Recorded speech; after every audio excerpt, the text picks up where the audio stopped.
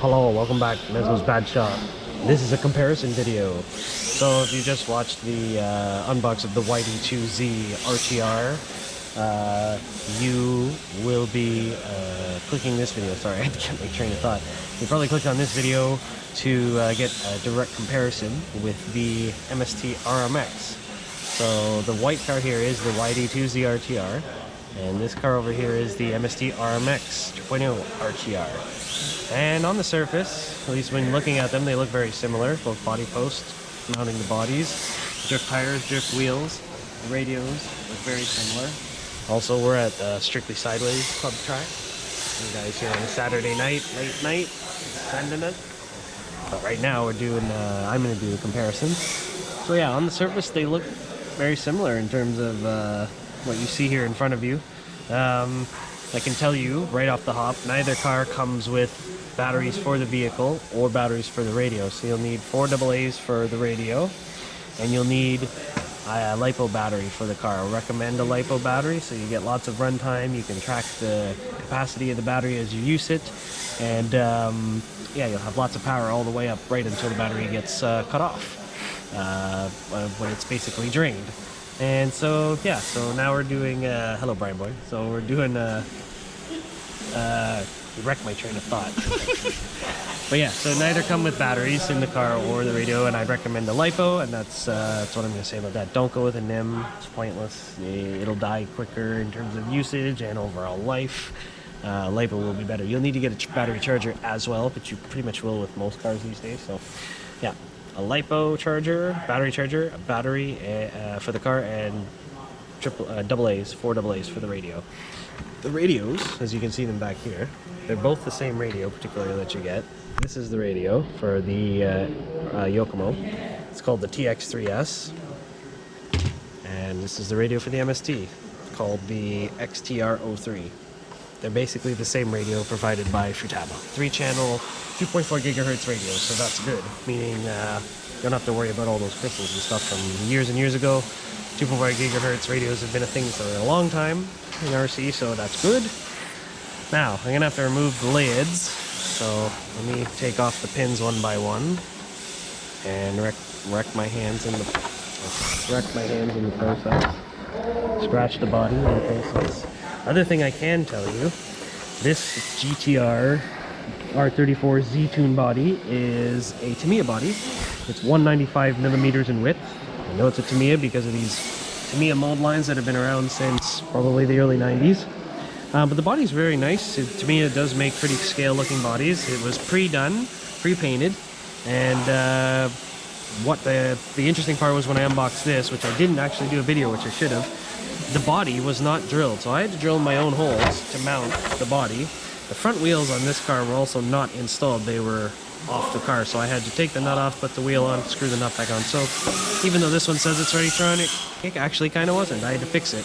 And the other thing that was kind of interesting, the body over there, when I got it, this gyro was double-sided tape to the chassis. The double-sided tape was completely knocked off, so I had to fix that. So had to drill holes for the body, had to mount the front wheels, and had to put double-sided tape there. So that was a little annoying, but easily fixed. But for someone who's brand new, that probably means going back to the hobby store or spending time on the internet trying to figure it out. So that was a little annoying, but quick fix. So in case you run into that problem, it's redo the double-sided tape, put the wheels on, and drill the holes for the body. I can tell you in my actual unbox video I did of this RTR with a AMG body, which I put it right onto the track, the holes were pre-drilled. The body was actually properly mounted with the pins pre-set correctly. And this was, I believe, okay. I think I knocked it off, couldn't remember, but it might have been knocked off in the box. So that's might be a common issue. But yeah, so this is the MST car, MST RMX. They're getting pretty sweaty out there. You can hear them in the background. But yeah, so that's the MST, just a general overlook. We're going to do a direct comparison.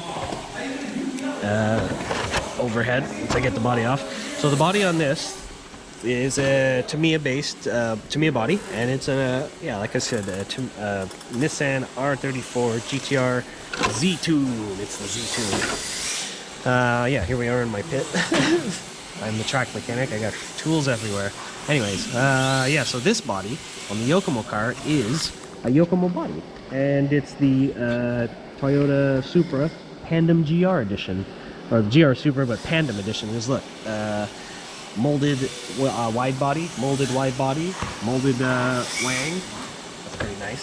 So it's a nice looking body actually. I might keep this body for myself if I decide to sell off the car or whatever, but I might keep the body or just leave it all together. You can't pretty say nice. wang on YouTube. Yeah, I can say wang all I want. This is YouTube. I'm talking about wangs on the back of my car. How about Drifter Forrest Wang, you know? Isn't his team Get Nuts? I know, right? Right? Yes. So yeah, it's a nice body. I really like it. I might try and put some stickers on it later after we do a shootout video, which will be up next. Probably the next video you'll click on. The next one will be uploaded. Yes. So let me take the body off. This is a nice body. I like it. They did a good job on it. The main difference is this is 200mm and this is 195mm. So that's the only subtle difference. Now, here is the YD-2. This is the YD-2Z. They based this RTR off the YD-2Z, and I'm pretty happy about that because the original one was the older E model. So there's the front bulkhead. It's a Z design.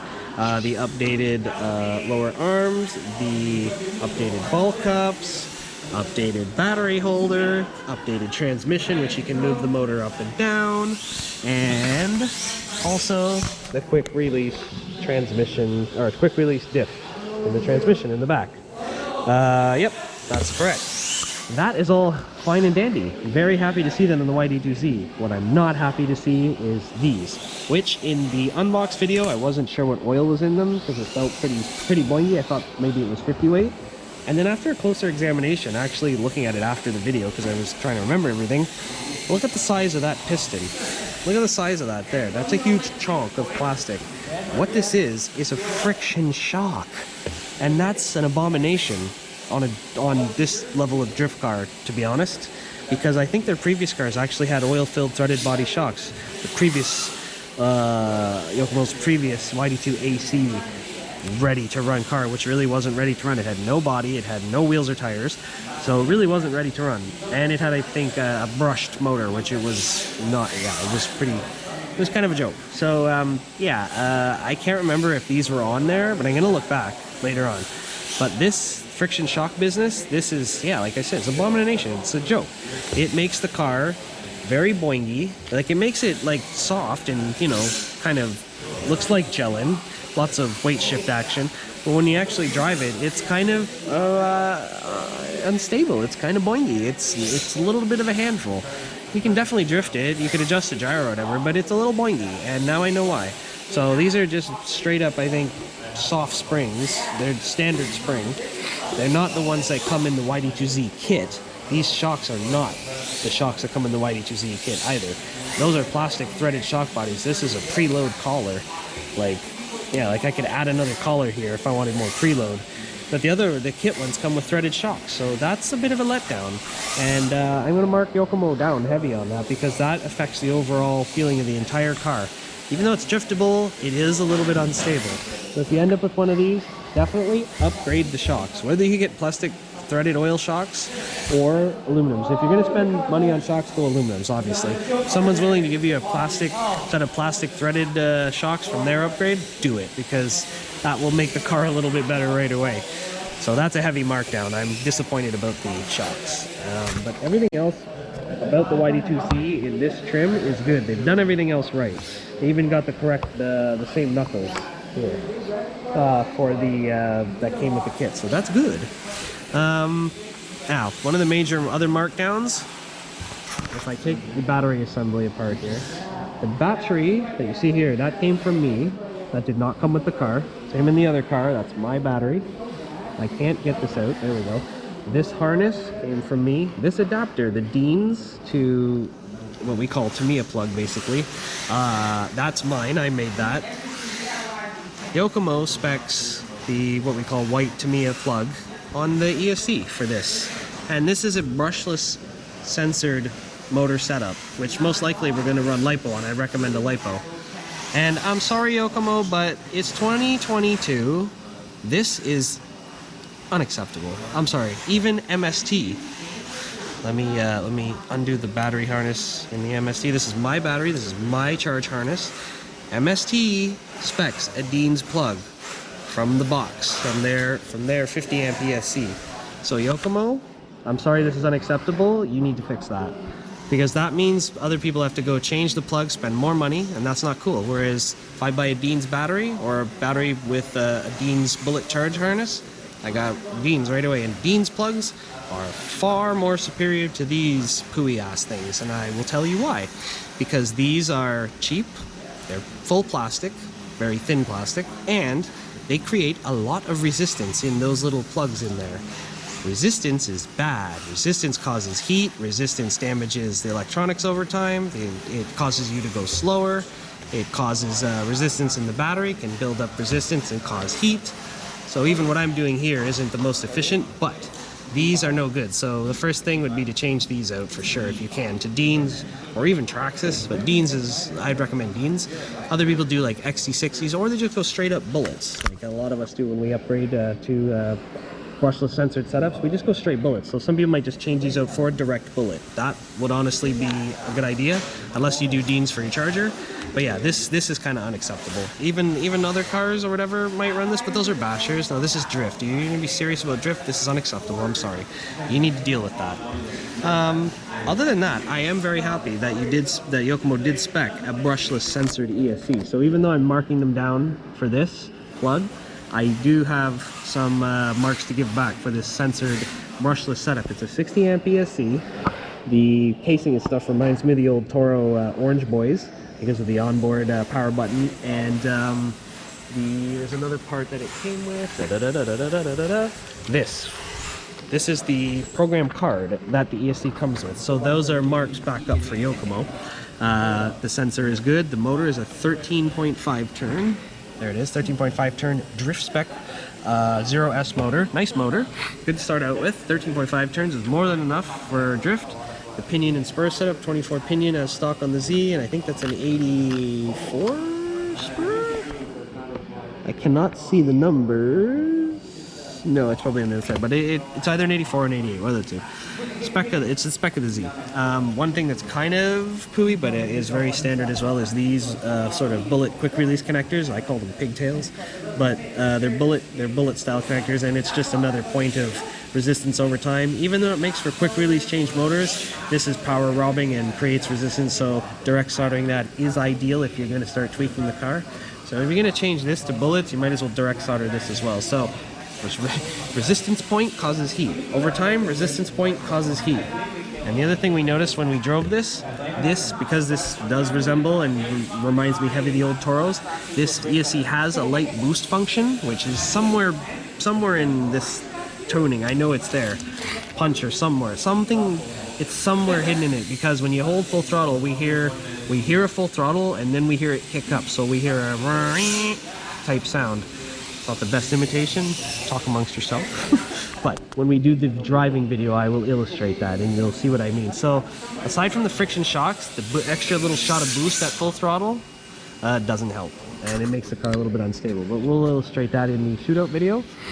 And other than all of that, other than the ESC, the servo is a standard-ish type servo. I think it's a basic Futaba. There's no numbers or anything on it. There's kind of some numbers here that don't really mean anything. It's the model number of the servo for this car, but it's just pretty much a basic standard type Futaba, probably like an S303 or 3003, I mean, or some basic standard servo.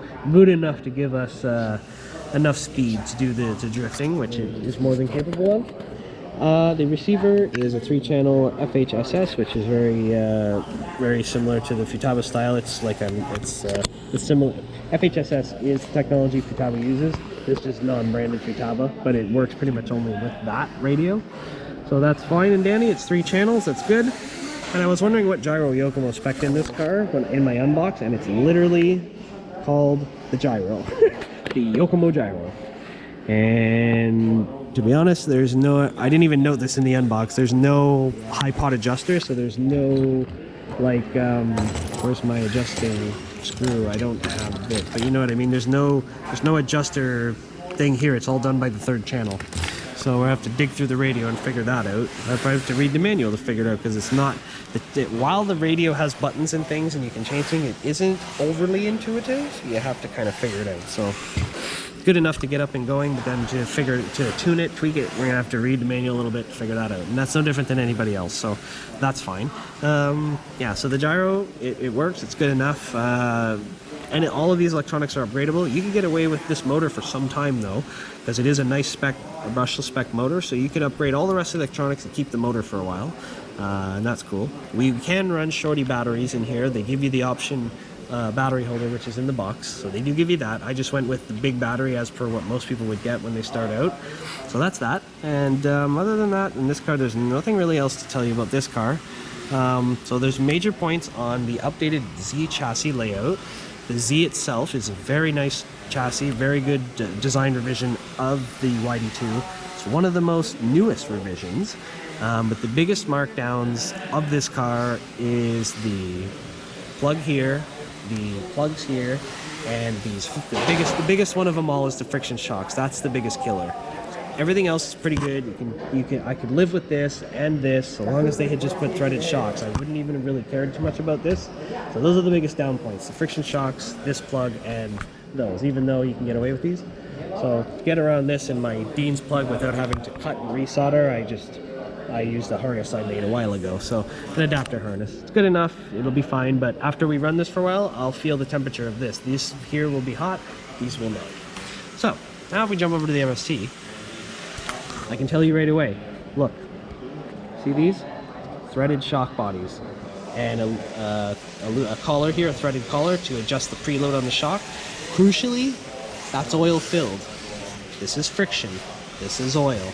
The damping effect here is far superior to this. Even though they're both plastic, this is far superior of a feel. And the few guys who drove these pretty quickly before I put them on the bench to do the comparison video, they say the MST feels smoother out of the box, and I agree. And we're going to show it in the shootout video. They're both very capable. They both give very good angle out of box, but in terms of just smoothness, the MST feels a little smoother. The only other reason besides the shocks that it feels smoother is this was factory tested. There were marks on the tires, and it does have a sticker on the box that says it was factory tested and approved, and you can feel it when you drive it. This had no such sticker and doesn't have oil-filled shocks. That's the biggest difference. So $600, $645. For an extra $45, you get oil-filled shocks and a factory verification. That's the biggest difference. The only other main difference that we'll get into right now, servo here, it says MST on the servo. More than likely, it's very similar numbers over here, just like the other car. Probably a Futaba S3003 or something, basic servo, good enough speed, and away we go. And so, other than that, the receiver is the same, just has different numbers and stuff, but it's the same 3-channel job as the other one. The biggest difference back here, the ESC and motor, even though we got a beautiful Dean's plug here, this is a 50 amp ESC, it's brushless, 3-wire, but it's sensor-less. There's no sensor wire coming out of here. So the level of precision is a little bit less here on the throttle, but the level of precision on the chassis feel makes up for it. So where we don't have as precision of control, getting the wheels certain spin or preciseness that way, you can make up for it by using the suspension feel and pumping the throttle to deal with the drifting, and it works pretty good. The pinion and spur gear setup is similar, but this is smaller. What does this say? This is a 22, this is a 24. This one here says this is an 82. I have a feeling that's an 84. It almost looks like an 88, but it doesn't say on it. It's one of the two. They can only really fit 2 on the YD-2 car. Yeah, so the biggest difference is, oh, and the gyro here, I will say, gyro here, the LSD 3.0 gyro, is a nice gyro. It's multi-mode, and usually the mode they ship it in, I forget which L, S, or H, whatever mode they ship it in is not the most best mode. We find usually, I think it's S mode. One of the more like normalish modes, I think it's S. It comes with a little diagram, but I believe it's S mode. Then this feels like most of the other gyros on the market, and it's way more linear, and it gives it's easier to handle in my opinion. The mode it comes in is a little aggressive, kind of wants to swing you back to center a little bit sooner, but it will help you learn the drift. That's for sure. So, major takeaway, ESCs are different, brushless censored, 13 5-turn. brushless non-censored, and I forgot to note this motor turn is 2500 kV. Essentially, that's like a 21.5. Somewhere on it used to say it, but pretty much it's a 21.5. So 21.5, brushless non-censored, 50 amp ESC, 60 amp ESC, brushless censored, 13.5 turn motor. So a little bit better speed control motor setup here. The gyro here is much better than this gyro here. The servos are, in my opinion, identical. The battery plugs are different. Dean's over here on the MST. Tamiya style plastic on the YD-2. The major difference between these chassis, not the angle, it's the shocks. Threaded oil-filled shocks. Standard soft spring. It's particularly red, I think. Red or green. I'm a little bit colorblind. It looks reddish. They're marking the spring wheel. Over here, friction shock, no oil, no indication what spring this is, but I'm assuming it's soft. But this compromises the entire feel of the car. And we'll note it when you'll see it when we put them side by side and drive them and we get drivers' opinions. Even in my opinion though, I could feel the difference right away. I had to work a little harder with this car out of the box than I did this when I drove it, and I was surprised because I thought this had oil-filled shocks, but I didn't look close enough before I drove it when I put it in on the track right after filming the unbox video. So that was the big difference in feel. But otherwise, they're both very good kits. They're both very fairly priced, and they will get you into the RC drift game. And from there, they're both fully upgradable. Lots of parts on the market available. Currently, at our track, we see a lot more YD-2s than we do MSTs. There's even a good amount of D5s. There's a fair amount of, there's an equal number of RMXs and D5s here. There's a lot more YD-2s around. That's for sure here. So part support wise, we've seen a lot more YD-2 part support than MST, but there are parts available for both cars in somewhat of a wide range. Currently, we have access to a lot more YD-2 parts than we do MST parts, so that's why we've been going with the YD-2s. There's also a lot more flavors of the YD-2 available on the market since its release in 2016. This car also released in 2016, but a month after. But this car hasn't really changed its design over time. This one has. So other than that, yeah. The other thing that I wanted to note that I forgot to mention, the tires that this car comes with, the tires and wheels, Gold Dot MST tires, their own tires, and MST rims, wheels. I can tell you, because these were off the car, these were 3mm offset with a spacer. So that gives you 4mm, and the steering lock amount for an out-of-box car is not bad. It's actually not that bad. Same with this car, good amount of steering lock. But this tire has no indication what it is. I'm assuming it's a Yokomo C. It kind of feels like a Yokomo C. And if I get my trusty screwdriver here, I'm going to find out what wheel offset this car has, because I never looked. But I'm curious what it comes with. 5mm. See that?